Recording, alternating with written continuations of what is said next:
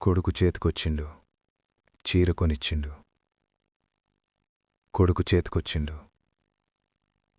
అక్క పెళ్లి గురించి మాట్లాడుతుండు. కొడుకు చేతికొచ్చిండు, చిట్టీలకెంత అవుతుందని అడుగుతుండు. కొడుకు చేతికొచ్చిండు, బంగారం షాప్ పట్టుకుపోయిండు. కొడుకు చేతికొచ్చిండు, పొద్దున తినకుండానే వెళ్ళిపోయిండు. కొడుకు చేతికొచ్చిండు, అర్ధరాత్రి మందు దాగి ఇంటికొచ్చిండు. కొడుకు చేతికొచ్చిండు, ఏం మాట్లాడినా చిరాకు పడుతుండు.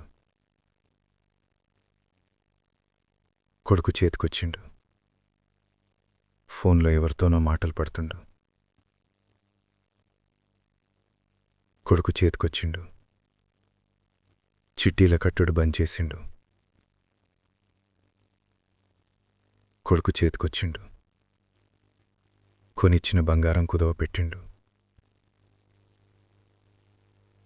కొడుకు చేతికొచ్చిండు, అక్కని చూసి ఆగిపోతుండు.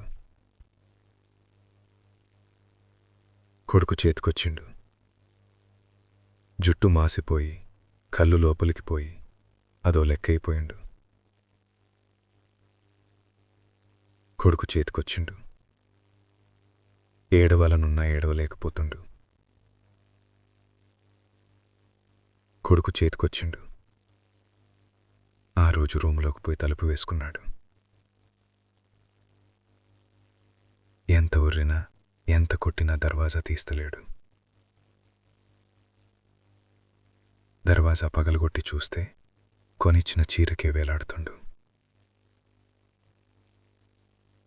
అదే చేత్తోని కదిలించినా కదులుతలేడు.